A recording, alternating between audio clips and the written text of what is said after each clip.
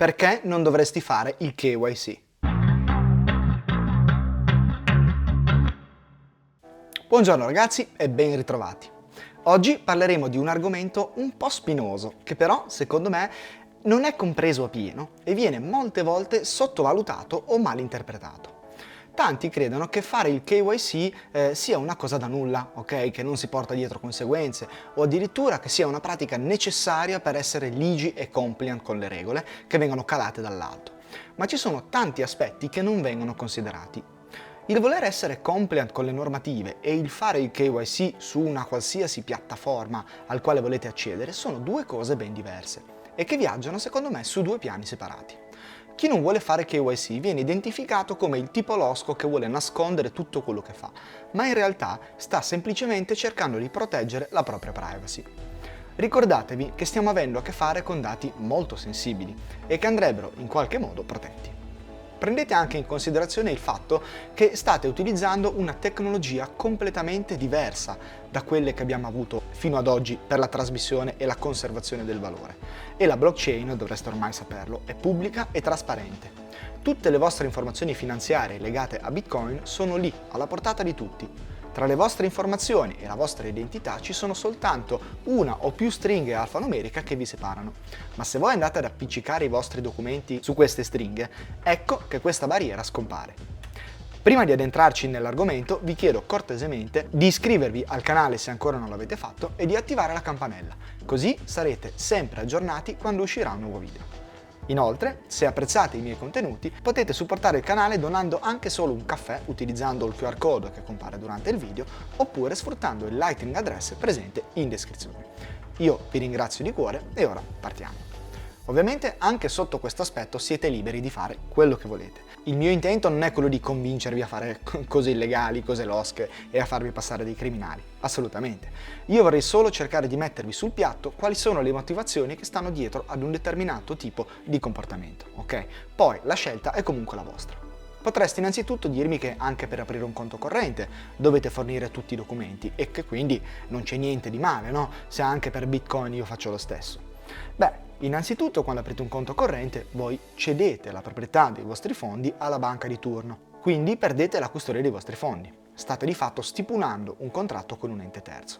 Ma tralasciando il discorso della custodia, al vostro conto corrente viene associato un IBAN, attraverso il quale potete inviare o ricevere fondi. Molto spesso l'IBAN viene associato ad un indirizzo Bitcoin e il paragone è più che legittimo. Ma se con il vostro IBAN nessuno, se non la banca, può venire a conoscenza di quanti fondi avete, con un indirizzo Bitcoin il discorso cambia completamente. Chiunque viene a conoscenza del vostro indirizzo può controllare quanti fondi ci sono al suo interno, ok? Qui poi subentra tutto il discorso sulla gestione degli indirizzi che abbiamo già trattato, ma capite che già questa differenza è molto importante. Con il sistema Fiat potete fornire il vostro IBAN perché tanto non si può risalire al saldo. Ma con Bitcoin invece, quando fornite un indirizzo, dovete tenere conto che chi lo riceve potrà vedere se ci sono dei fondi e quanti sono, oltre a poter vedere anche tutti i movimenti. E non pensate all'amico al quale fornite un indirizzo, ma pensate per esempio a tutti gli exchange che vi chiedono i documenti. Voi state andando a creare un legame tra tutti i fondi che fate transitare sull'exchange e voi. Questo legame si porta con sé, ovviamente, anche dei problemi legati alla vostra sicurezza personale, perché se chiunque può venire a conoscenza del vostro patrimonio, potreste incappare in situazioni poco piacevoli. Ragazzi, lo so che queste sembrano paranoie e che sembra che stia descrivendo scenari che non si verificheranno mai, ma purtroppo non è così, o perlomeno credo sia giusto quantomeno esserne al corrente. Quando vi iscrivete su un nuovo exchange, voi dovrete fornire tutta una serie di documenti, carta d'identità, codice fiscale, dichiarazioni varie e chi più ne ha più ne metta. E questi devono essere collegati al vostro account e conservati dalla piattaforma.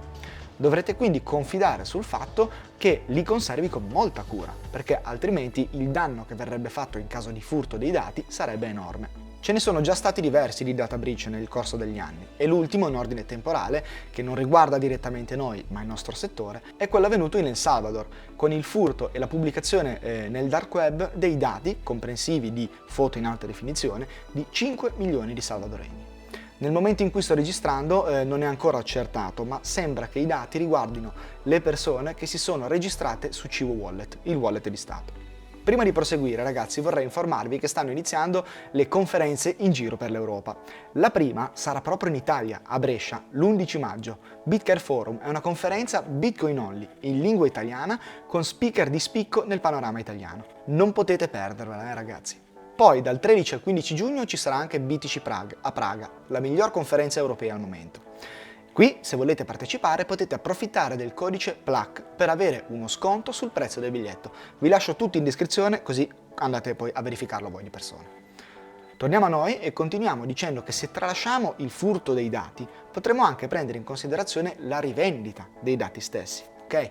Questo ovviamente non riguarda solo gli exchange, ma qualsiasi servizio in generale proprio. Quando un prodotto vi viene fornito gratuitamente, è molto probabile che il prodotto siate voi, attraverso la rivendita dei vostri dati. Ma rientrando nel nostro recinto, le piattaforme che richiedono il KYC apparentemente hanno anche dei vantaggi, che sono la liquidità, la facilità di utilizzo della piattaforma e le fees di compravendita molto basse. Tutto questo se rimanete all'interno della piattaforma, perché quando preleverete le fees invece ci saranno e come, sempre che vi lasciano prelevare. La domanda che bisognerebbe semplicemente farsi è: il gioco vale la candela? Vale la pena fornire tutti i miei dati e collegarli ai miei indirizzi per utilizzare uno strumento che non mi dà neanche la custodia dei Bitcoin? La risposta la lascio dare a voi. Ovviamente però non possiamo girarci troppo attorno. Esistono piattaforme che non richiedono KYC, ma hanno commissioni decisamente più alte e tendenzialmente sono un po' più complicate da utilizzare. Ma il vantaggio è che avete voi la custodia dei fondi e non rilasciate i vostri documenti in giro. Esistono poi anche le cosiddette piattaforme KYC Lite, come per esempio Relai o Pocket Bitcoin, che vengono chiamate così proprio perché non vi richiedono nessun tipo di documentazione, a parte una mail che può anche essere anonima o di quelle generate random, e avete voi la custodia dei fondi, ma il loro rapporto è con un utente, voi, che ha già fatto KYC presso la propria banca. Quindi in sostanza loro sanno che l'utente è già stato verificato e non hanno bisogno di richiedere e conservare nessun tipo di documentazione. In questo caso noi avremo il vantaggio di poter fare i nostri acquisti, ma di non dover fornire tutti i nostri documenti all'ennesimo operatore e sperare che non vengano trafugati. Tutte queste piattaforme sono legali e voi non state infrangendo nessuna regola nell'utilizzarle. Anche se purtroppo bisogna dire che l'Unione Europea ha approvato delle nuove normative che andranno a restringere tutta una serie di regole legate al KYC, fottendosene della privacy degli utenti, ma al momento si possono utilizzare tranquillamente. In futuro poi vedremo e comunque faremo un aggiornamento in tal caso. Chiarito il punto sul discorso KYC, possiamo toccare un secondo quello dichiarativo, perché ovviamente il collegamento diretto che viene fatto è no KYC uguale evasore. A parte il fatto che ci sarebbe da discutere anche sulle normative che abbiamo in Italia, ma non entriamo in questo discorso. Se voi volete dichiarare, potete tranquillamente farlo anche se avete utilizzato una piattaforma no KYC. Non c'è un legame diretto tra le due cose.